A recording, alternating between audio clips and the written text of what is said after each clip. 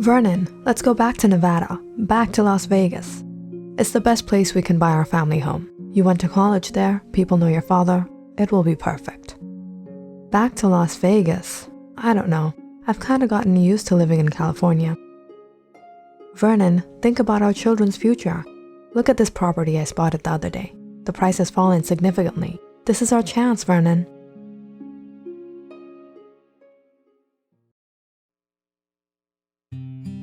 The White family recently moved into their new home in Las Vegas just a few months ago. Laura was delighted to be living in such a beautiful home with her family. Everything was just how she liked it.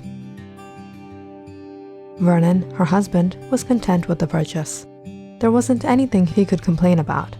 A lavish home in the town he spent his youth in, everything in his life was falling right into place.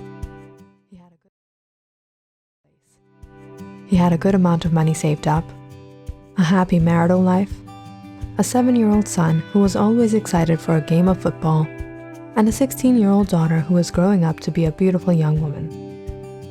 People around here knew Vernon. They respected him and his family, and some even looked up to him. Beverly and Ernest got enrolled into school and were adjusting quite well. But the happiness was short-lived. Everything in the White household started to crumble when Vernon's daughter, Beverly, fell ill. And it all started with a phone call. Hello, this is the principal at BII High School. May I speak to the parents of Beverly White? Yes, I'm her mother. Is everything all right? Mrs. White, I'm sorry, but you must arrive at the local hospital immediately. Beverly has been admitted there. She was discovered unconscious by the police nearby the Las Vegas lake. What? Is my daughter all right? How did this happen? I'll be there as soon as possible. Vernon and Laura didn't waste any time in driving out to the hospital, where they found police questioning another one of her classmates, a young man named Jeffrey Adams. They found out Beverly and Jeffrey had ditched school together and went to the lakeside. Vernon was obviously upset. He pulled the boy aside. Young man, you better open that mouth and tell me what happened to my daughter, or I'll make sure you suffer the consequences. Mr. White, believe me, I don't know what happened. Beverly and I just went there to have some fun. She was absolutely fine until we walked towards the woods. She suddenly got scared and kept saying she saw a woman there, something hideous, staring at her. I tried to spot what she was talking about, but I couldn't see anybody. Beverly fainted after that. Mr. White, I'm sorry, but I did what I could. I called the police. They came there and brought Beverly here. Vernon was about to give the boy a piece of his mind when Laura stopped him. Vernon, he's young and naive. Leave him. It seems to be an accident. Let's go check up on Beverly. Beverly was discharged with no injuries or health repercussions, but what followed after that was a stern scolding from Vernon. Beverly, how could you do this? You know very well people know us around here. What will people say if they knew what you did? This is unacceptable. But over the next week, Vernon started to regret how harsh he had been with his daughter. Beverly wasn't how she used to be anymore. Her behavior suddenly changed. Something was bothering her. She seemed to be anxious all the time. Beverly's teachers started calling her parents, asking if everything was okay at home. She had been failing in most of her classes. Vernon and Laura could think of no other reason than that of a boy, Jeffrey Adams. Beverly, you were telling me about the spring dance your school was hosting? I don't want to go anymore, Mom. Don't worry about it. I heard your friend Tess is taking her boyfriend there. How about we go dress shopping together, or maybe get your hair done? It's all right, Mom. I told you I don't want to go.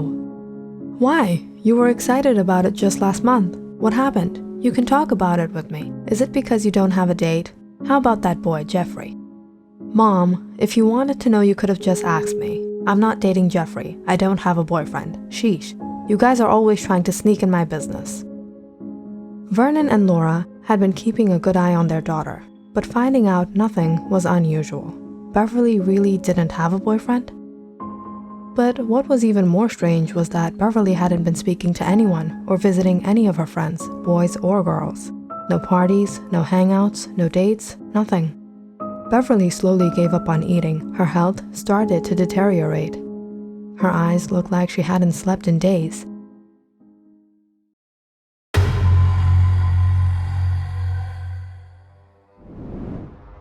Beverly had been waking up everyone in the house in the middle of the night, screaming in fear.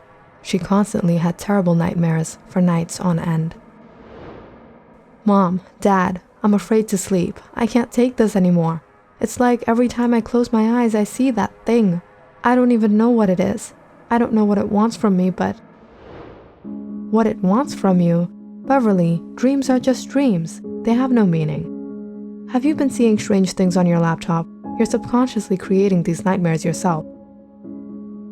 Beverly's paranoia soon led her to become very ill. Beverly had to take break from school. Laura called over a doctor, but doctors couldn't find any issue with Beverly.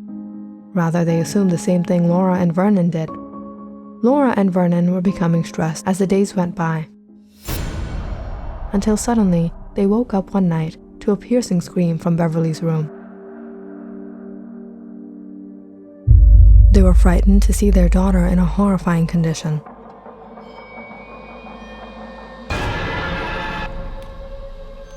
There were scratches on her face, her pupils rolled back, her body twisted and turned as each and every bone could be heard cracking. "Beverly, what are you doing?" "She's going to hurt herself, Laura. Hold her down." "Vernon, I can't. She's too strong." "Beverly, dear, listen to me. Try to focus on my voice." With one jolting shake, Beverly threw Laura on the floor.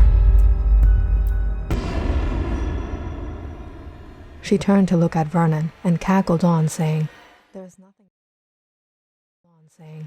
is nothing that can save your precious little daughter anymore." Vernon hurried to hold his daughter. He feared something terrible was to occur. "We have to do something, Laura. Get a rope. We can't leave her like this."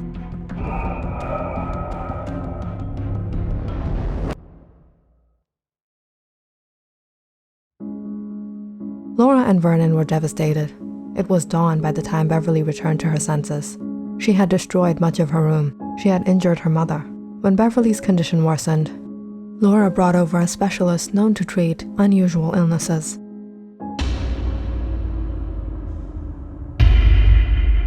But he was unable to do anything. I'm sorry, I can't help you with this. This is something out of this world. I have a family, I have children. I can't put my life at risk." "Please, brother, don't leave us like this. We need your help. We're parents just like you." "I don't know if anything can save your daughter anymore. I can see the rage in her eyes. It won't leave until it gets what it wants. I'm sorry, but I can't help you." The man left in a hurry, and so did all the others, who Laura and Vernon brought over in hope that they could heal their daughter. But at the end of it all, Laura and Vernon had no choice but to bound Beverly to her room for her own safety. After another tiring and stressful day, Vernon and Laura finally went to bed. Laura fell asleep, but Vernon had been watching the clock tick for hours now, pondering on what was going on in the house. At around 2 a.m., Vernon got out of bed for a glass of water. As he walked down the hall, he peered his head inside his son's room. He was sleeping. Vernon closed the door and continued. He slowly opened his daughter's door.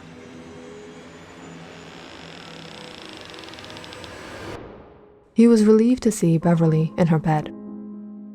He brushed his hair back and continued to the kitchen. But as soon as he turned around, he heard a creaking noise behind him. At once, Vernon's heartbeat raised. He could see through the corner of his eyes. She was standing there behind him. There was no way to explain how terrifying the menacing laughter of his own daughter sounded to him now.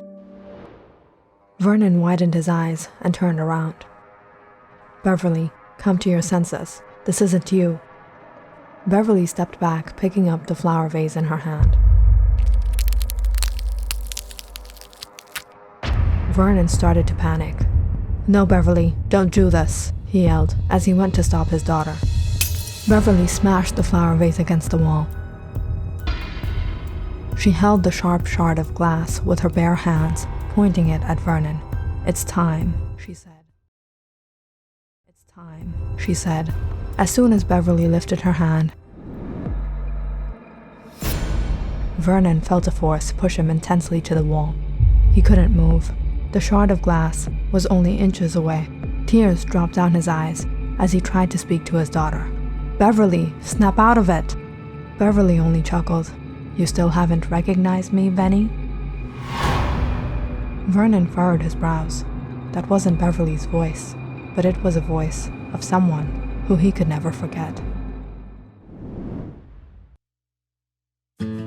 It all happened back in 1996, when Vernon was a young man of 21 years.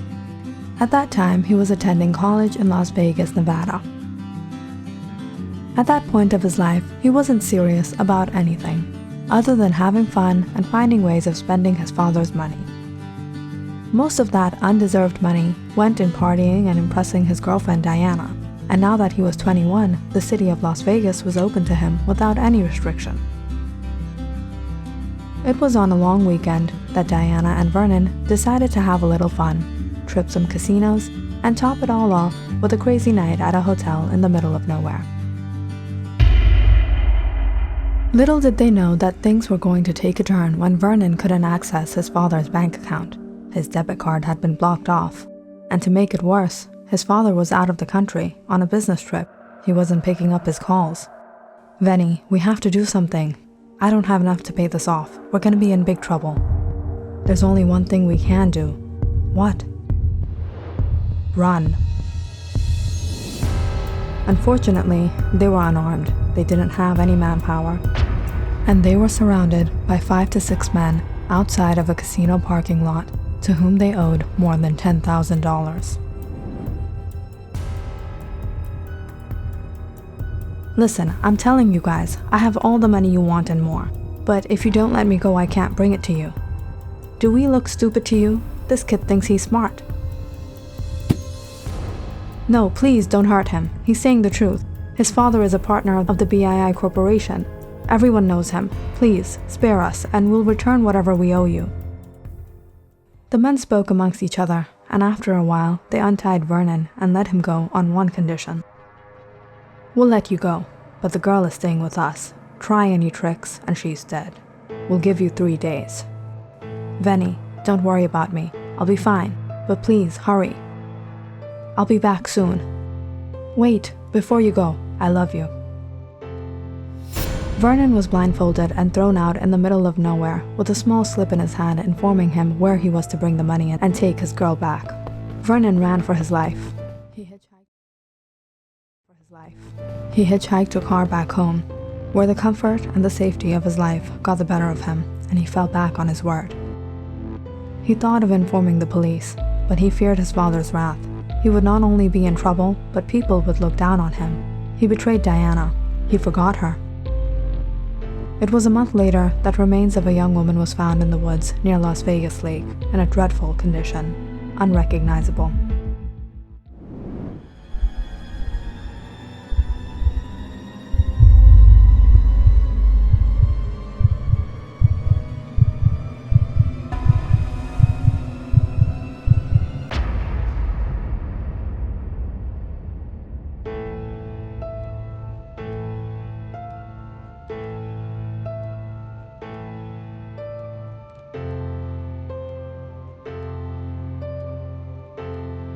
Vernon knew very well who she was, but when her family, her friends, the police were out searching for her, Vernon did nothing about it, but pack his bags and flee to California, flee from all his guilt.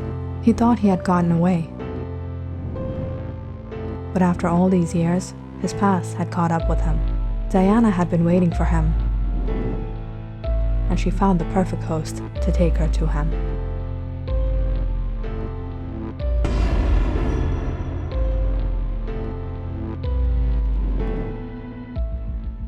Vernon's lips trembled.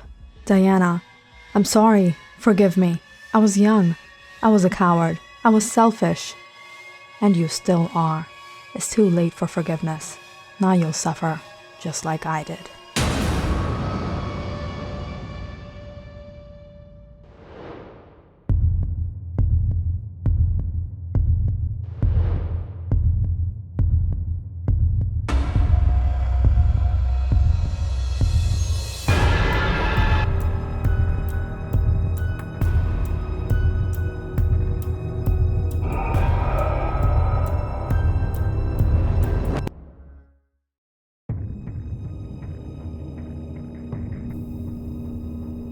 It was a dark, eerie night.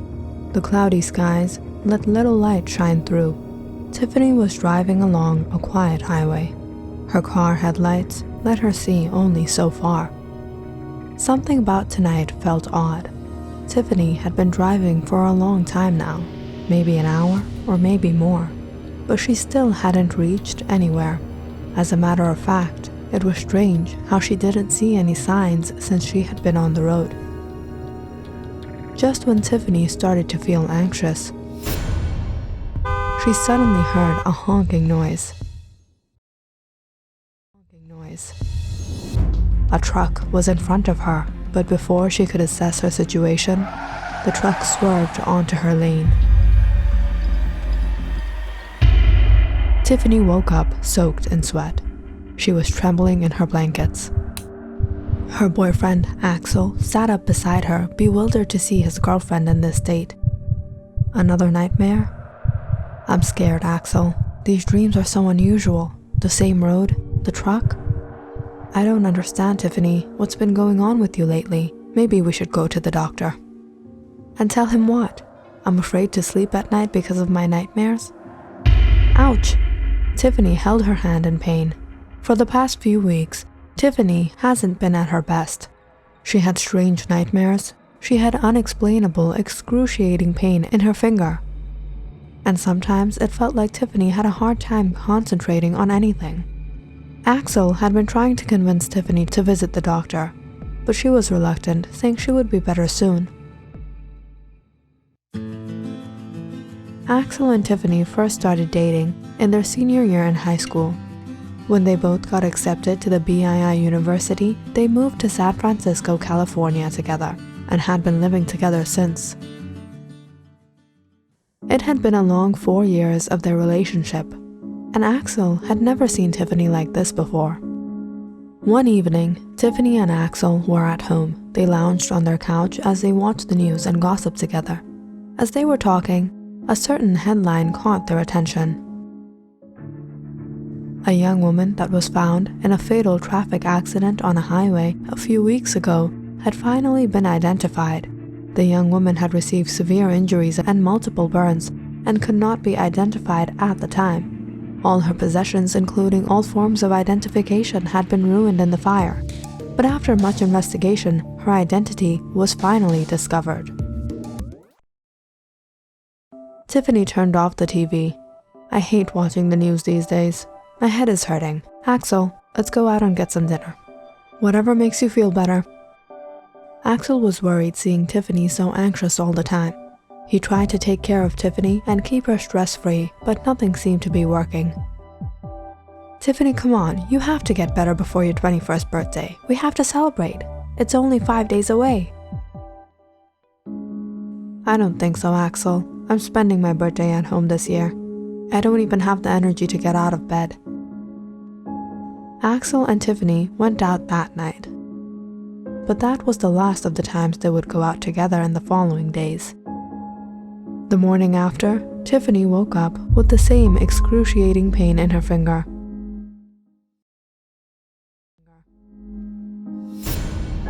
She let out a scream when she saw her finger dripping wet. She suddenly lost her appetite and was in no condition to attend her classes. Tiffany was in her bed, her eyes drowsy from the lack of sleep. Every night, she had that same terrible dream and woke up shaking. Tonight was the night of her 21st birthday. Tiffany was laying down in her bed, unable to sleep. Axel had fallen asleep in a wink, as usual. After tossing from side to side for about an hour, Tiffany finally shut her eyes and fell into a deep sleep.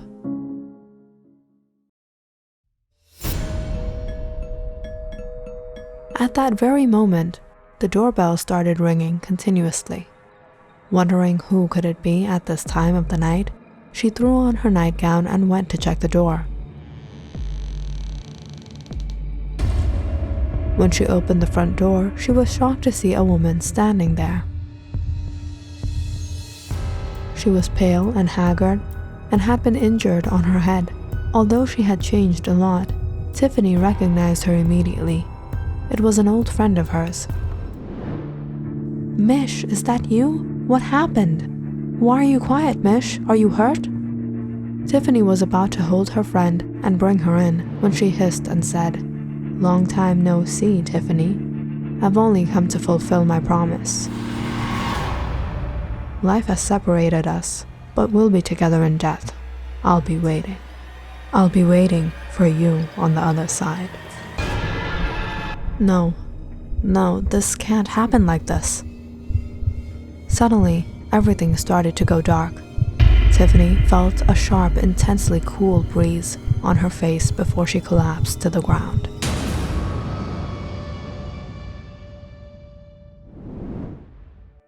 Tiffany and Michelle had been best friends since their early childhood. They lived in the same neighborhood in Portland, Oregon. They attended the same school and went to the same classes. In short, they were inseparable. However, they had very different characters. Tiffany was cheerful and outgoing, while Michelle was shy and usually kept to herself. One day, Tiffany and Michelle were talking about their friendship. "Do you think we'll be best friends forever?" "I think so. I mean, why wouldn't we be?" "I don't know. Sometimes people just grow apart over time." "That's nonsense. We'll always be friends, forever." "How about we take a blood oath?" "What's that?" "A blood oath. We both have to swear that we'll be best friends forever. We'll never let anything separate us, not even a boy, and if it ever be so that we like the same guy, we'll give up our love for each other. We'll always be loyal to each other and look after each other with whatever we have. No person should be able to mess with either one of us, but the other should stand by her side. And lastly, if we ever happen to lose touch, we'll do everything we can to make sure we be together, and no matter where life takes us, we'll meet each other every 5 years, the first of which will be our 21st birthday by midnight at Cape Mirus Lighthouse. I swear, we're in this together, forever."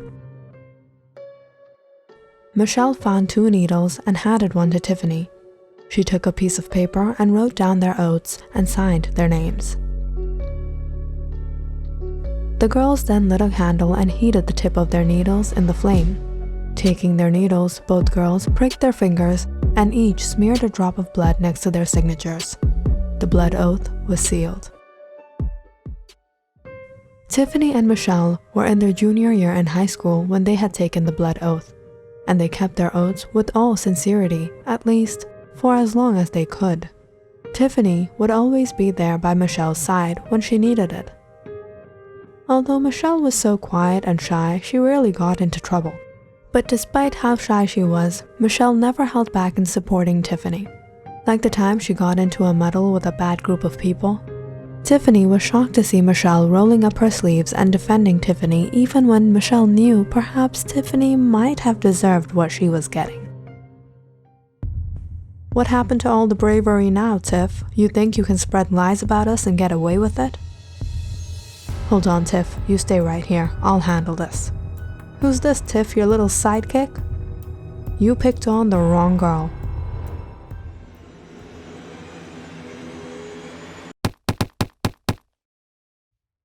"Mish, I don't know how to thank you for being there for me." "What are you talking about, Tiff? A promise is a promise. I know you'll be there for me as well." And it never happened so that any guy ever got in between them. "Hey Tiff, I've been meaning to talk to you about something." "What is it?" "I've been crushing on Axel for some time now. What do you think about him?" "Hey, you like him too?" No, don't worry. Not anymore. Axel is off limits for both of us." "A promise is a promise." "Right. A promise is a promise." By the time senior year rolled around, Tiffany decided she would move to California for college. Michelle was a little upset when she got the news, but she didn't hold back Tiffany from building her future. Michelle had faith in Tiffany and in the oath they took. "Tiffany, I'm happy you got accepted. I hope you do well. But don't slip back on your promise. Call me at least once a week. I know it will be difficult to travel back and forth, but we must meet on our 21st birthdays no matter what. or our blood oaths will be broken." "Of course, you didn't have to remind me. I took the oath with you. Like I said, we're in this together, forever. You are my best friend. I'll miss you." "Me too." Tiffany waved Michelle goodbye as she got in the car heading to the airport. Michelle wiped a tear off her cheek as she watched the car drive away. Tiffany was in a hurry. Someone was waiting for her. They would be late for their flight to California. It was her boyfriend, Axel. The boy that she betrayed Michelle for. It had been a year since Tiffany had secretly been dating Axel. Even when she knew that Michelle had feelings for him, she didn't want to have to leave Portland. But she was going to, because she wanted to be with Axel, and she could never be with him with Michelle around, reminding her of her betrayal. After the two girls parted, Tiffany attended college and started a new life with Axel. While Michelle stayed in their hometown, she went to the community college and got a job at the local store. She met someone special and soon fell in love. So far, their lives were great, and they were still keeping in touch, calling each other at least once a week. However, it wasn't before long that Tiffany became overwhelmed with her own life and found Michelle's calls quite intervening. As her relationship with Axel progressed, all she wanted to do was cut Michelle out of her life, no matter how loyal Michelle had been to her. And soon enough, the phone call stopped completely, and the friends lost touch with each other. But Michelle often thought of her best friend. As time went by, she was the one who would be calling Tiffany, but Tiffany wouldn't be available, or she would be too busy. In the end, as life progressed, Michelle too became busy with her life. But she was still determined never to turn her back on her friend. She waited for their 21st birthday when they had promised to meet, and her birthday was the first to come. On that special night, she drove out to Cape Mira's lighthouse, where she knew Tiffany would be waiting for her. But Michelle was wrong. She waited, and she waited, till dawn neared, all alone. Michelle cried as she got into her car. She drove down the endless highway, full of emotions and fear, remembering that night that she sealed the oath with her blood.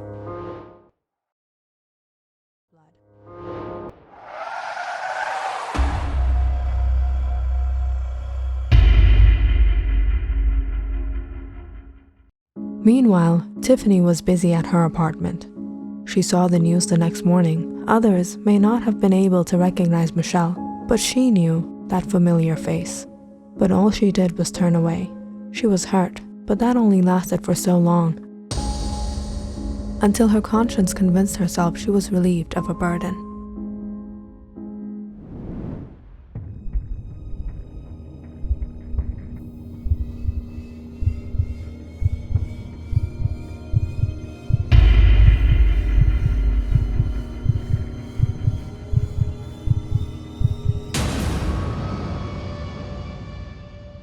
It was near dawn, on the night of Tiffany's 21st birthday, that Axel suddenly woke up to a dreadful noise. He jumped out of bed in a panic when he realized Tiffany was not next to him. He ran around the apartment checking the kitchen, living room, bathroom, but Tiffany wasn't anywhere. At last, he noticed the glass door to the balcony unlocked. He ran out immediately, but it was empty. Axel took a deep breath, his hands trembling as he held the railing and peered over. There, Tiffany was lying on the sidewalk, her limbs askew. Horrified, Axel rushed downstairs and out the front door. Tiffany lay there soaked in a pool of red, and right beside her on the pavement, someone had written in her blood, "A promise is a promise."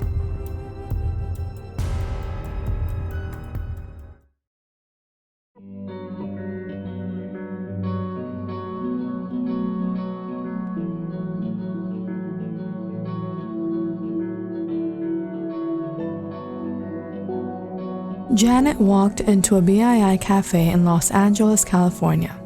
She took a glance around the shop, searching for the person she was to meet there. There to a corner, by the window, a young man waved at her.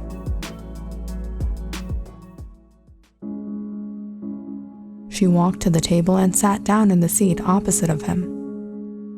"I'm sorry if I kept you waiting. I got caught up in the traffic. I live in Bakersfield. I do come here once in a while, but I'm not familiar with the place."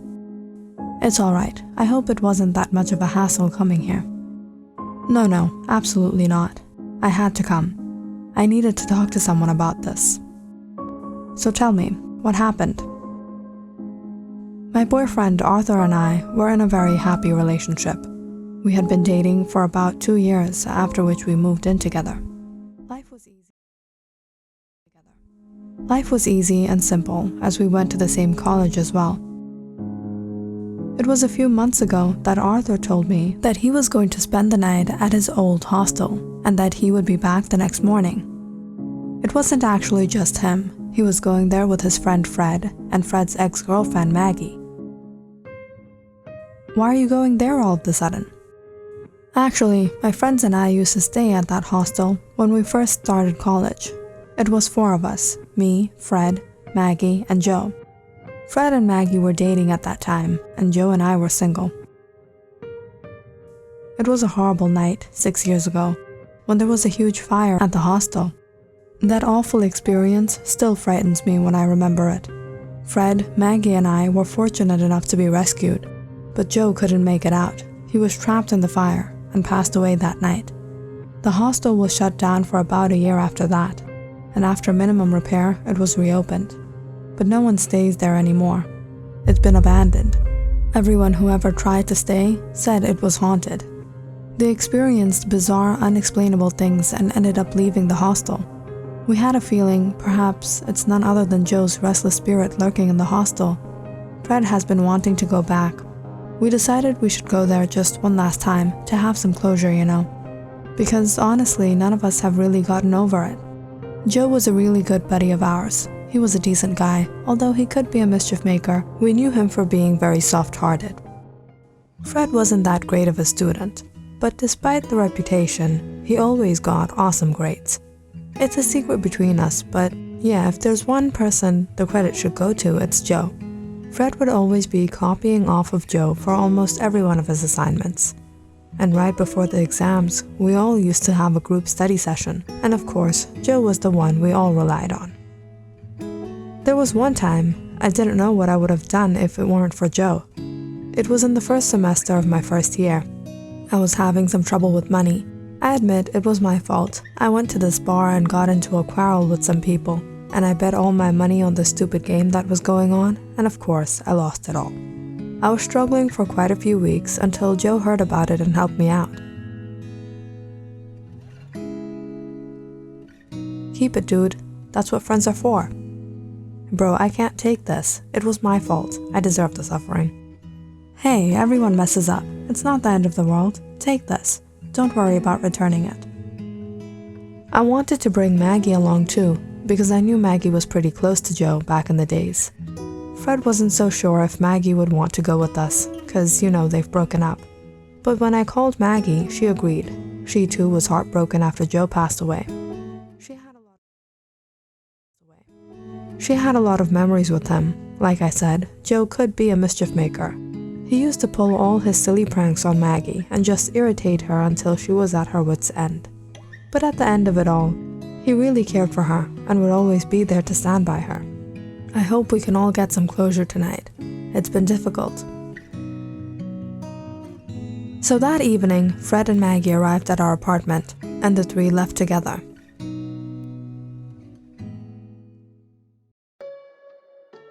The next morning, when I woke up, Arthur hadn't returned. I tried calling him, but he didn't pick up. Neither did Fred or Maggie.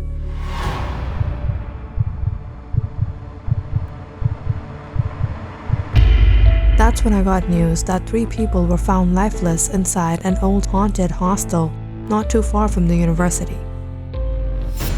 I was devastated when I found out it was Arthur, Fred, and Maggie. The police searched the hostel, but they came to no conclusion. They found nothing suspicious. It was like they all had a sudden death. And then there were the locals, previous students who stayed there, and nearby folk who all claimed that something was wrong in that place. They often heard strange noises in the middle of the night. Sometimes they heard fire crackling and smoke puffing from the chimney, whereas the hostel had been closed for such a long time. By the way things looked, it seemed as if the police believed that there was something supernatural about the hostel, and they gave up on the investigation a few days after that. But I knew there must have been something. I mean, how could the place actually be haunted?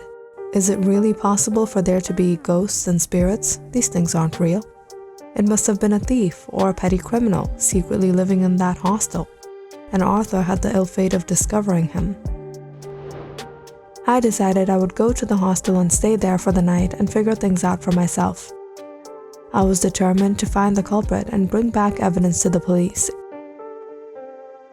I gathered things for the night. I took a sleeping bag, some coffee to stay awake, a flashlight, and a knife just in case I ended up encountering some crazy freak. When I got there, I saw the property had been sealed off by the police, but there was no security, so getting in was easy.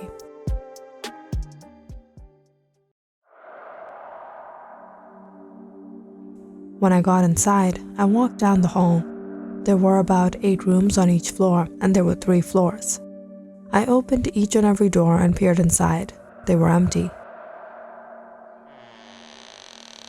But the place was in a horrible condition, since it had been abandoned for a number of years now. I went straight to the room where Arthur, Fred, and Maggie were found.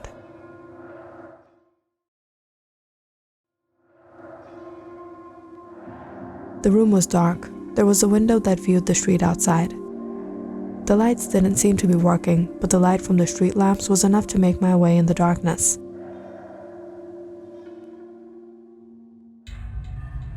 I took out my things and sat down in a corner of the room. There wasn't a single noise nor movement in the entire hostel. It was pin-drop silent. After a while, I started to get a little drowsy, and despite all the coffee I drank, I fell asleep.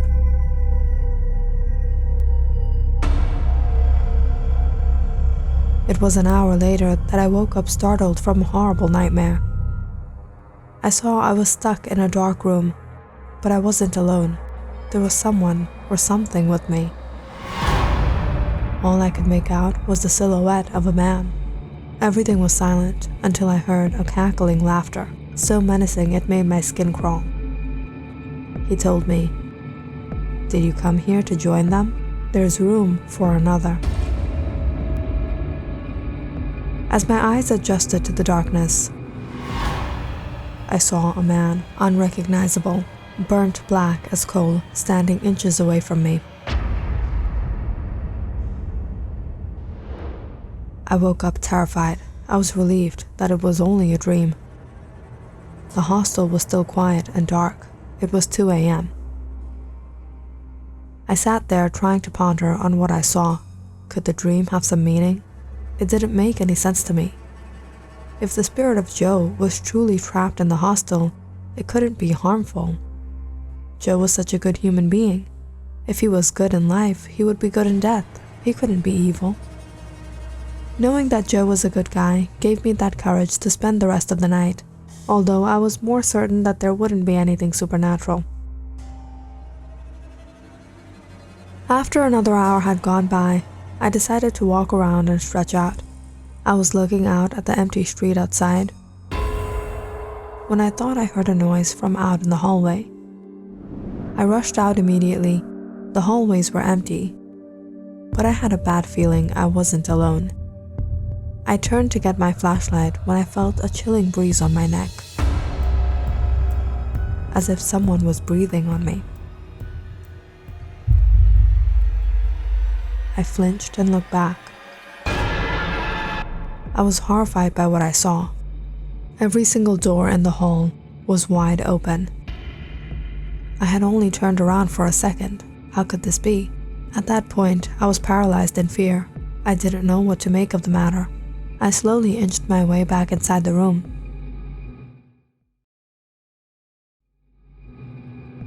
My phone was blinking. When I went to check it, I was stunned to see my battery nearly drained. That's when I started to panic. I quickly thought of sending someone a message letting them know where I was. but there was no network whatsoever in that place. I walked to the window, desperately searching for a signal, when I heard footsteps entering the room. Nervously, I turned around. There was no one there, but I could still hear the footsteps approaching me, closer and closer, until I felt a sudden cold presence near me. I was too frightened to stay at the hostel anymore. I grabbed my phone in a panic, and just when I was heading towards the door, it slammed shut right in my face.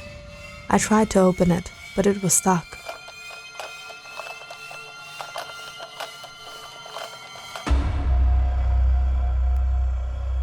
All of a sudden, something caught me by my leg. It pulled me across the room. I screamed out in fear, but I knew nobody could hear me. The tight grip around my ankle was starting to hurt. I was losing all hope. I didn't know how to free myself, and from what? I couldn't see anything. There was nobody in the room except for me. There was only one thing that ran in my mind. I took a deep breath and said, "Joe, let me go." At once, there was a violent tug on my leg. I heard a crack in my ankle. The pain was tremendous, but finally it released me. I opened the window and slipped down the pipeline. I don't know what would have happened to me if I hadn't escaped from there that night. I didn't want this to be the truth, but I was fortunate to have gotten out of there with only a broken ankle. And I believe there's something there, and perhaps that's what took the life of my boyfriend and his friends. Janet sighed as she took a sip of water. Aaron Moore folded his arms as he furrowed his brows. "So you're saying you encountered Joe's spirit?" "I don't know, Aaron. All I can say is that it was a malevolent presence." "Don't worry, Janet. We'll go deep into the heart of this mystery. Just leave it up to me." Click on the subscribe button and check out more awesome videos on our channel. And don't forget to press the bell icon because you know it's interesting.